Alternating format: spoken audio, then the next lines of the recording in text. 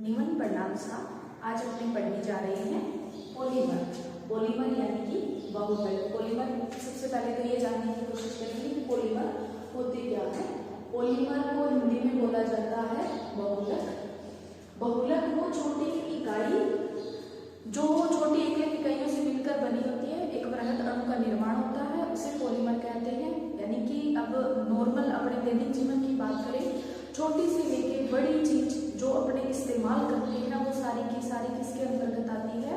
बहुलक के अंतर्गत। चाहे कांच हो, प्लास्टिक हो, रबर हो, एक्सेट्रा, इससे बनी हुई सारी चीजें किसके अंतर्गत आती है? बहुलक के अंतर्गत आती है। तो सबसे पहले जो शब्द है पॉलीमर, यानी कि जो वर्ड है पॉलीमर, वो किससे लिया गया है? तो पॉलीमर वर्ड जो है ये दो ग्रीक वर्ड है, यानी कि दो ग्रीक वर्डों से मिलकर बना हुआ है पॉलीमर। तो सबसे पहले क्या होता है कि इसको डिवाइड कर दिया, एक तो पोली और दूसरा हो गया मर।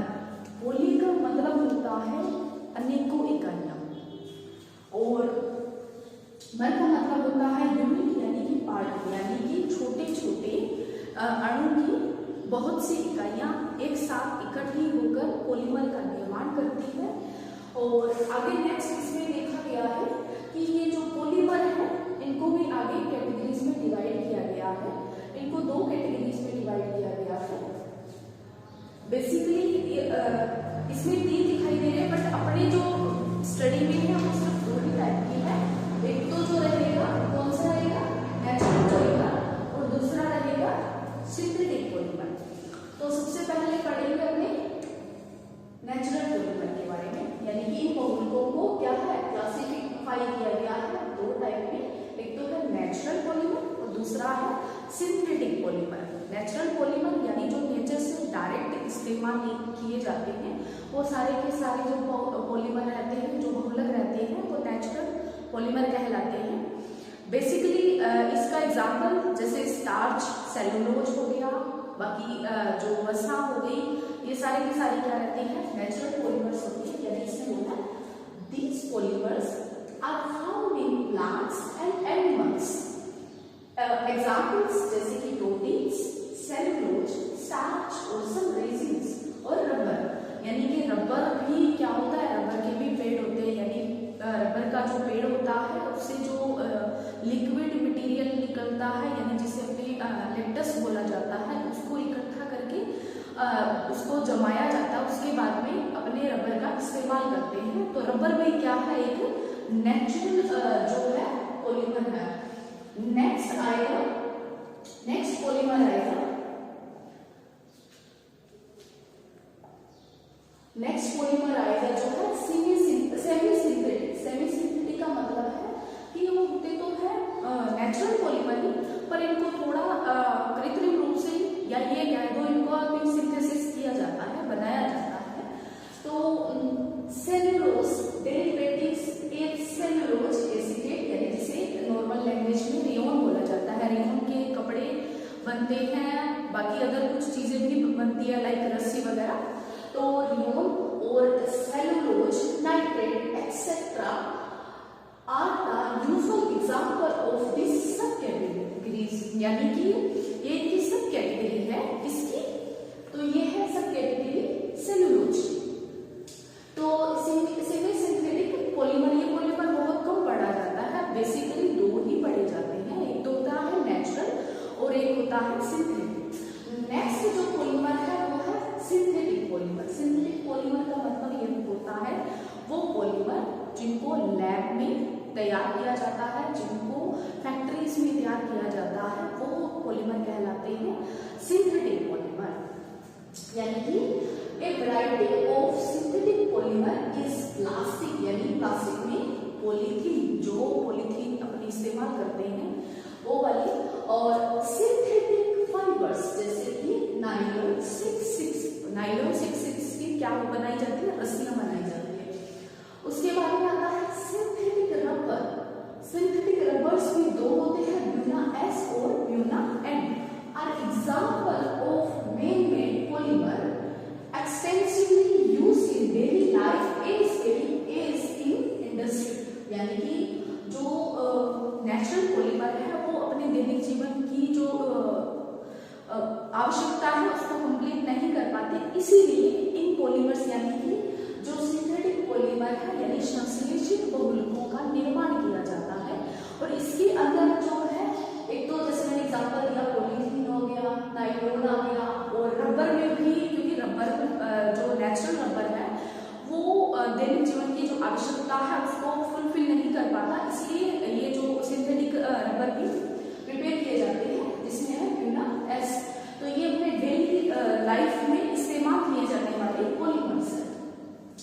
नेक्स्ट जो है इन्होंने बोला है कि टाइप्स ऑफ पॉलीमराइजेशन रिएक्शन, यानी कि जो पॉलीमर बनते हैं यानी जो बहुलकीकरण प्रक्रिया होती है उसको भी इन्होंने आगे दो पार्ट में डिवाइड किया है, जिसमें पहली कैटेगरी जो जाएगी वो जाएगी एडिक्शन पॉलीमराइजेशन, या इसका दूसरा नाम जो रहेगा चेन ग्रोथ पॉलीमराइजेशन। एडिक्शन का हिंदी जो नाम रहेगा योगात्मक बहुलकीकरण। योगात्मक का मतलब है छोटी छोटी जो इकाइयां हैं जुड़ेगी और जुड़कर एक वृहद यानी बड़े अणु का निर्माण करेगी, तो वो जो पॉलीमराइजेशन है वो क्या कहलाएगा, एडिक्शन पॉलीमराइजेशन कहलाएगा।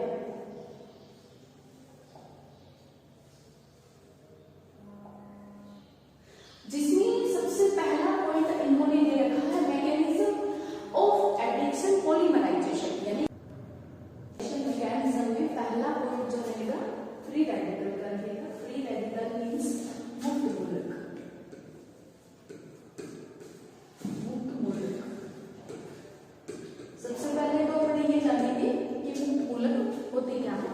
जैसे कि मैंने क्या किया, एक कोवेलेंट बॉन्ड बनाया, यानी कोवेलेंट बॉन्ड का मतलब होता है सहसंयोजक आबंध, यानी कि दो इलेक्ट्रॉनों की साझेदारी से बना हुआ आबंध। अब होता क्या है कि दोनों इलेक्ट्रॉन की साझेदारी का मतलब है एक कार्बन परमाणु का एक इलेक्ट्रॉन और इस कार्बन परमाणु का एक इलेक्ट्रॉन।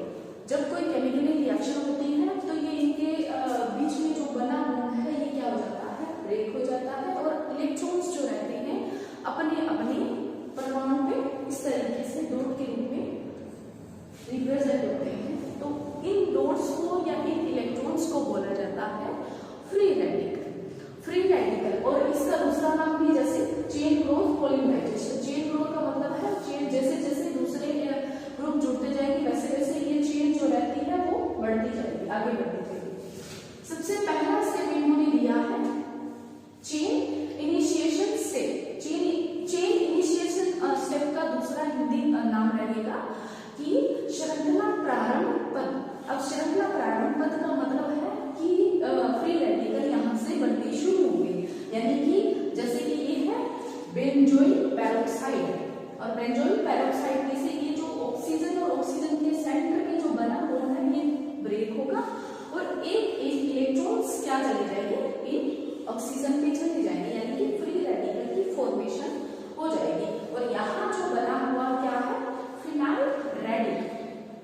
अब ये जो फिनाइल रेडिकल है जैसे यहाँ बेंजीन पे भी बनाया हुआ है, जब इनकी रिएक्शन आप नेक्स्ट किसी दूसरे छोटी इकाई से करते हो तो ये वाला जो रेडिकल बना हुआ था ये क्या आ जाएगा, बॉन्डिंग में आ जाएगा, और इसकी जगह पे एक नया जो है रेडिकल बन जाएगा। यानी कि जैसे कि ये बॉन्ड ब्रेक हुआ, इलेक्ट्रॉन एक यहाँ कार्बन पे गया और एक इस कार्बन पे गया, तो ये वाले कार्बन का इलेक्ट्रॉन इस वाले कार्बन के इलेक्ट्रॉन के साथ क्या कर लेगा, बॉन्डिंग कर लेगा, और ये वाला कार्बन का जो रेडिकल है वो क्या रहेगा, फ्री पड़ा रहेगा। अब जैसे कि इनके संपर्क में दूसरा कोई ग्रुप आएगा तो ये क्या करेंगे, उसके साथ बॉन्डिंग कर लेंगे और उनकी जगह पे क्या हो जाएगा, एक दूसरा रेडिकल बन जाएगा। अब इन्होंने बोला है chain propagating step. Chain propagating step का मीन्स होता है कि श्रृंखला को आगे बढ़ाने वाला स्टेप।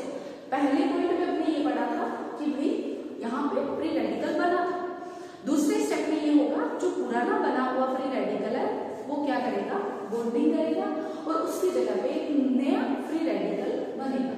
जैसे इसमें देखो यहाँ पे फ्री रेडिकल है और इसकी रिएक्शन करवाई है एथीन के साथ। एथीन के साथ रिएक्शन करवाई तो एथीन के सेंटर में जो पाई बॉन्ड है ये क्या हो जाएगा, ब्रेक हो जाएगा, इलेक्ट्रॉन एक एक अपने अपने कार्बन के ऊपर व्यवस्थित हो जाएंगे। अब होता क्या है,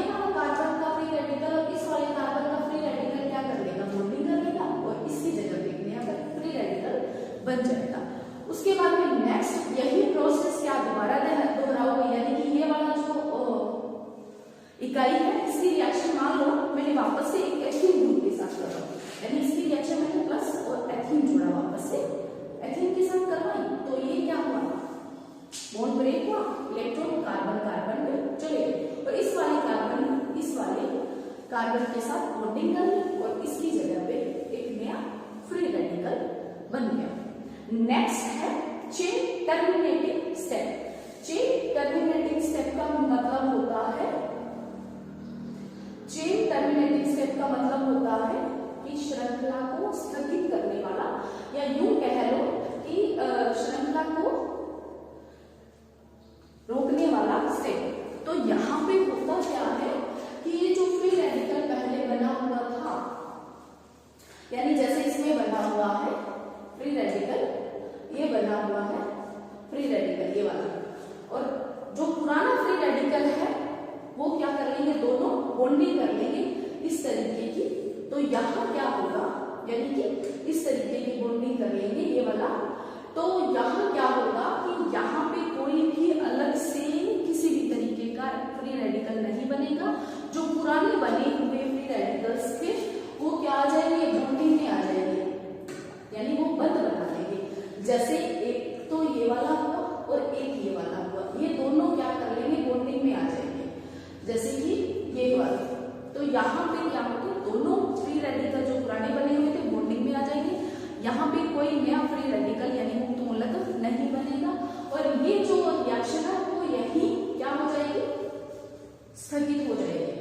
दूसरी बात यहाँ पे इन्होंने ये बोला है, the addition polymer formed by the polymerisation of a single monomeric species are known as homopolymer. Homopolymer का मतलब ये है कि जो इकाइयां जुड़ने वाली हैं वो दोनों एक जैसी हो, तो उस पॉलीमराइजेशन को बोला जाता है होमोपॉलीमर। दूसरा इन्होंने बोला है कोपॉलीमर। कोपॉलीमर का मतलब होता है कि जो दो इकाइयां जुड़ रही हैं वो अलग अलग है।